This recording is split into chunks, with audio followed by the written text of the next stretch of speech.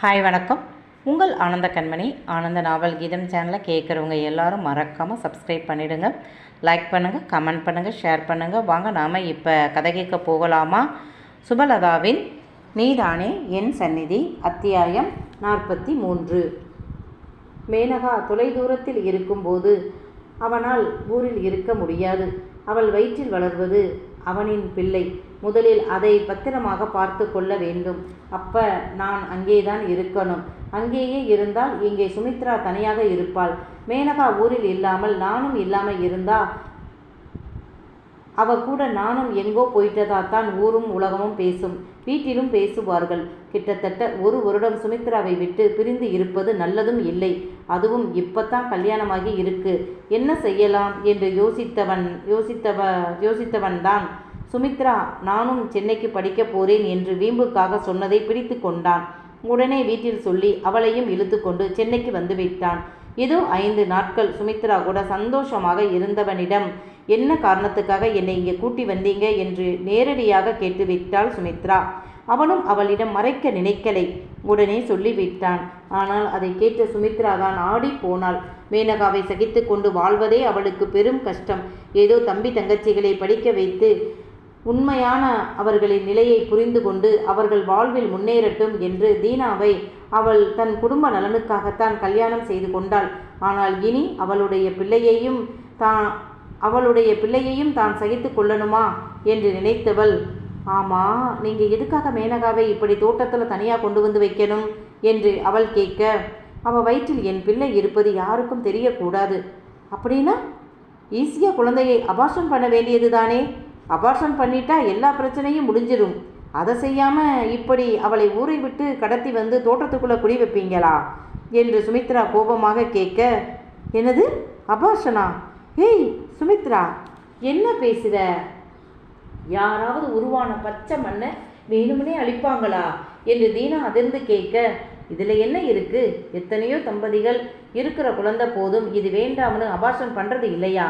என்னமோ ஊர் உலகத்தில் நடக்காததை பற்றி நான் சொன்ன மாதிரி கத்தறீங்க. போங்க, போய் முதல் வேலையாக மேனகா வயிற்றில் இருக்கும் குழந்தைய கலைக்க ஏற்பாடு பண்ணுங்க.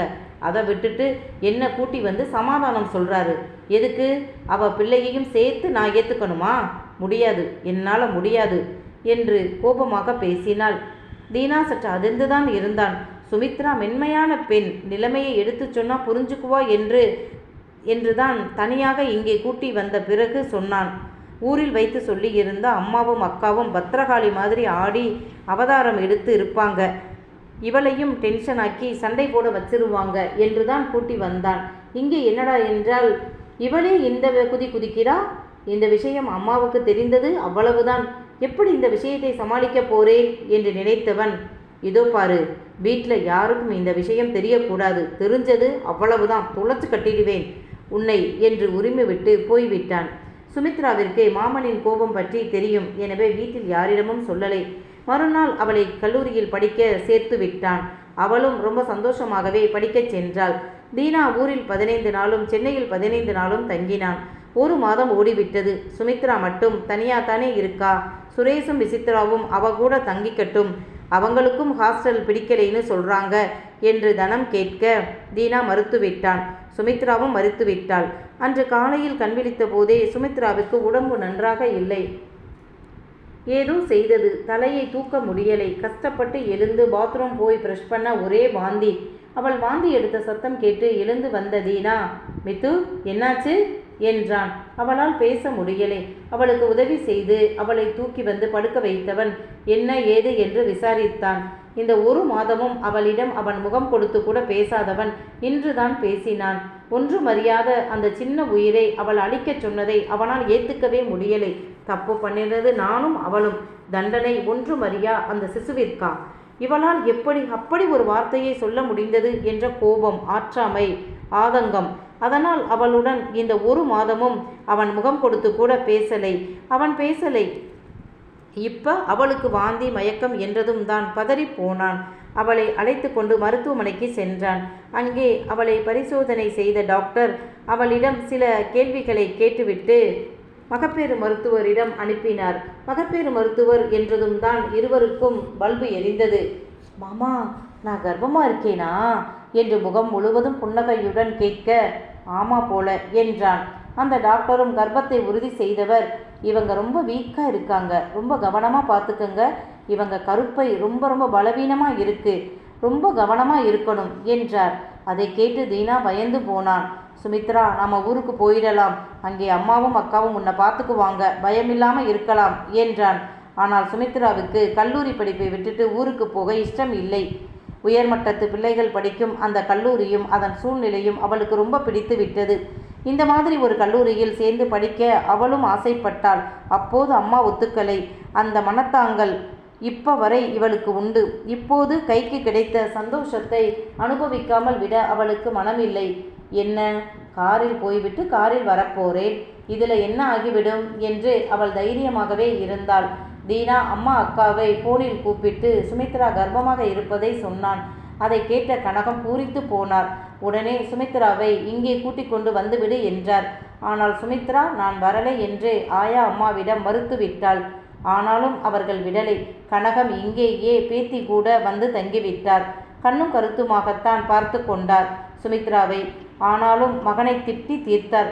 சும்மா இருந்தவளை படிக்க வைக்கிறேன்னு ஆசை காட்டி கூட்டி வந்துட்ட, இப்போ பாரு, காண கிடைக்காத பிள்ளை வரம் கிடைச்சிருக்கு, அதை பத்திரமா பொத்தி வளர்க்காம படிக்க போறேன்னு காரில் போயிட்டு வர்றா, இந்த அலைச்சலை தாங்குமா உடம்பு என்று மகனையும் பேத்தியையும் திட்டிக்கொண்டே தான் இருந்தார். வேலைக்கு ஆட்கள் இருந்தாலும் சுமித்ராவை கண்ணும் கருத்துமாக கனகமே பார்த்து கொண்டார். தீனாவும் கவனித்து கொண்டான். சுமித்ரா இருந்த சந்தோஷமான மனநிலையில் மேனகாவை பற்றியோ அவள் வயிற்றில் இருக்கும் குழந்தை பற்றியோ அவள் நினைக்கவே இல்லை. சில சமயம் ஞாபகம் வந்தாலும் புறம் தள்ளி விட்டாள். தீனா வாரம் ஒரு முறை இங்கே இருக்கும்போது தோட்டத்திற்கு சென்று மேனகா கிட்ட பேசிவிட்டு பார்த்துவிட்டு வருவான். தீனாவை நெருங்க மேனகா முயற்சி செய்தாள். குழந்தை அசைது தீனா, குதிக்குது தீனா என்று அவனுக்கு ஆசை காட்டினாள். அவனுக்கும் ஆசைதான், குழந்தையை தொட்டு தடவி உணர்ந்து முத்தமிட வேண்டும் என்று. ஆனால் அதற்கு மேனகாவை தொட வேண்டும். எனவே தன் ஆசையை குழி தோண்டி புதைத்து விட்டான். மேனகாவிற்கு அவனை நினைத்த ஆச்சரியம்தான். இப்ப அவன் தொட்டாலும் அவளுடன் வாழ்ந்தாலும் சுமித்ராவிற்கு தெரிய போவது இல்லை. ஆனாலும் அவளை தொட நினைக்கும் அவளையும் விடலை.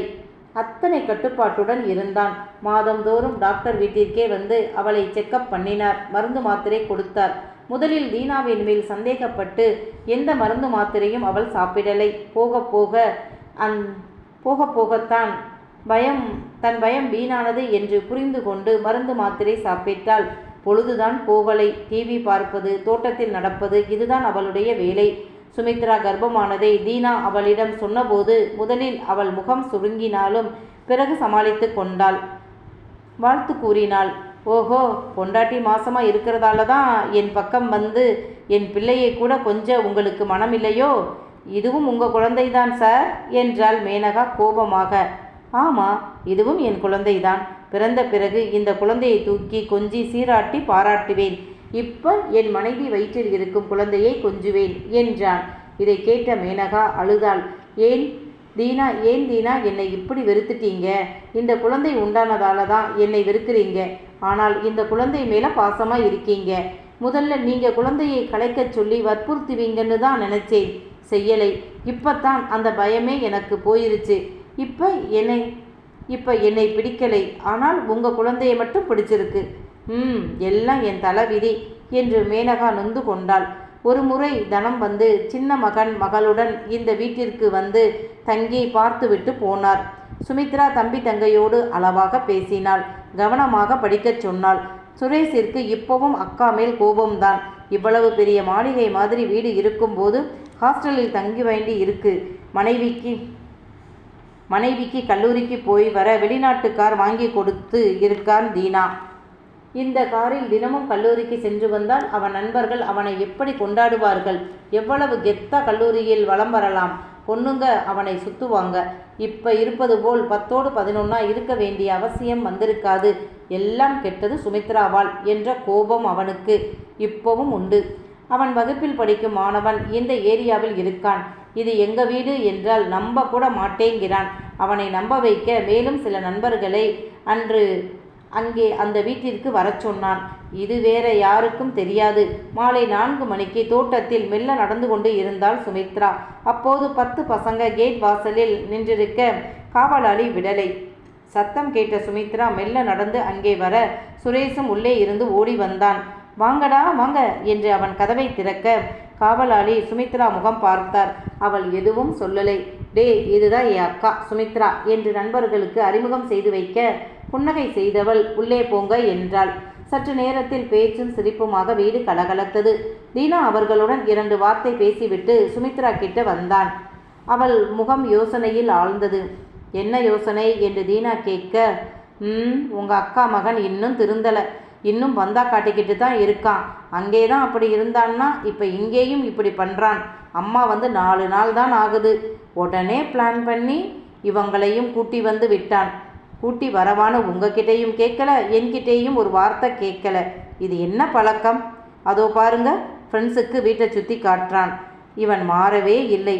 இவனுக்கு உங்ககிட்ட வேலை கொடுக்காதீங்க, ஒழுங்கா சின்சியராக செய்ய மாட்டான் என்றாள்.